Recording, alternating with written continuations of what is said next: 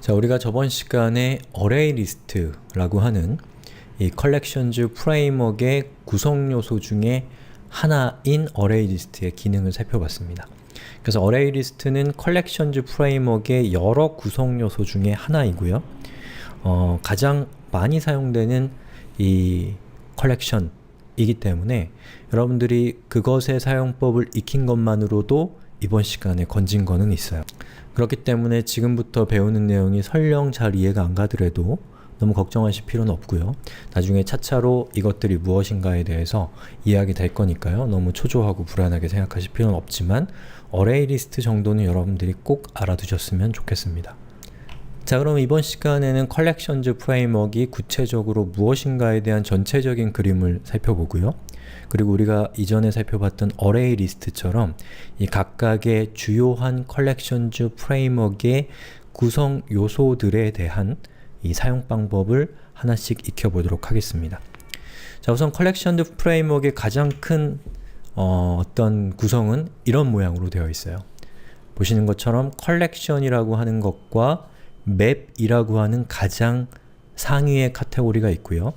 자, 이것들을 다 묶어서 Collections Framework이라고 하는 겁니다. 즉, Collections Framework 아래에는 Collection과 Map이라고 하는 가장 큰 카테고리가 있고요. 그 카테고리 아래에는 보시는 것처럼 성격에 따라서, 기능에 따라서 Set과 List와 Queue라고 하는 것이 있습니다. 그러면 여기 있는 이 Map이라든지 Queue라든지 List, Set 하위에는 또 뭐가 있느냐? 있습니다. 뭐가 있냐면, 자, 밑에 있는 걸 보면 방금 보셨던 것과 똑같은 그림인데 좀 더 디테일한 내용을 담고 있습니다. 즉, 리스트 아래에는 Array List, Vector, Linked List라고 하는 구성 요소들이 들어있고요.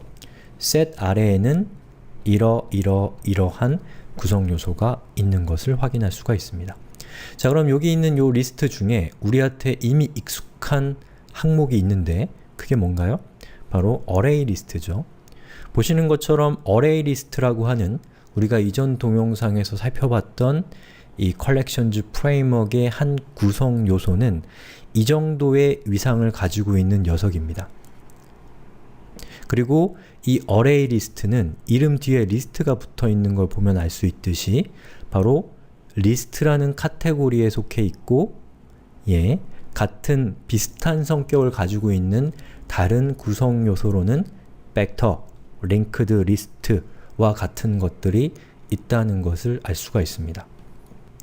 자, 그러면 예를 들면 여기 HashSet이라고 되어 있는 이 구성 요소는 Array List와 같은 동급의 어떤 위상을 가지고 있으면서 동시에 set이라고 하는 카테고리에 속해 있기 때문에 Array List와는 다른 카테고리에 속해 있고, 그 얘기는 뭐냐? HashSet은 set이라고 하는 형태의 어떤 성격을 가지고 있고, 그리고 Array List는 list라고 하는 성격을 가지고 있다는 것을 알 수가 있는 것이죠. 자, 이것이 전체적인 그림이고요. 이 전체적인 그림에 따라서 여러분은 자신이 하려고 하는 일에 따라서 적당한 구성 요소를 선택해서 사용할 수 있어야 됩니다.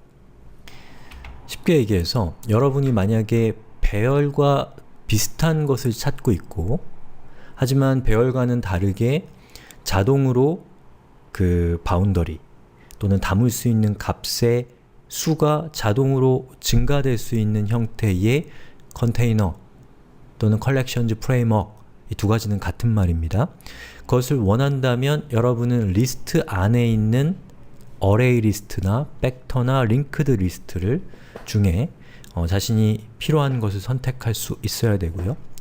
만약에 여러분이 관리해야 되는 데이터가 중복적으로 저장되어 있지 않은 그러한 형태의 컨테이너를 필요로 한다면 여러분은 리스트가 아니라 바로 set이라는 카테고리에 있는 HashSet이나 Linked HashSet이나 TreeSet 중에 하나를 선택하셔야 된다는 거죠.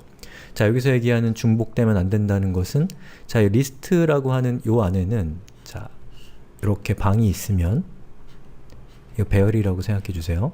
자, 1번 방에 1이 들어가고 2번 방에 또 1이 들어갈 수 있고 3번 방에는 2가 들어갈 수 있습니다. 자, 리스트는. 근데 셋 같은 경우는 1번 방에 1이 들어갔는데 만약에 여러분이 어떠한 데이터를 추가하는데 그 데이터가 1이라고 하면 더 이상 추가되지 않고 이미 존재하고 있기 때문에 추가가 되지 않습니다. 그리고 여러분이 2를 입력하면 그 2라고 하는 값은 기존에 입력되어 있지 않기 때문에 2는 추가할 수 있는 거죠. 또 2를 넣으려고 하면 이미 있기 때문에 추가가 안 되고 3을 넣으려고 하면 그때 추가가 되는 형태의 컨테이너가 필요하다면 여러분은 set 카테고리 안에 있는 해시셋이나 트리셋이나 링크드 해시셋 중에 하나를 선택해야 된다는 겁니다. 또는 키 밸류 형식의 저장 방식을 갖고 있는 컨테이너가 필요하다면 맵을 선택하면 되는데 지금 제가 설명드린 이것들은 각각의 카테고리에 따라서 데이터를 저장하고 가져오는 방식이 다르다라는 것을 설명드리기 위한 것이고요. 각각의 카테고리를 구체적으로 설명드릴 때 더 자세하게 설명을 드릴 거니까요. 지금 제가 설명드리는 거 잘 이해 안 가도 상관없습니다.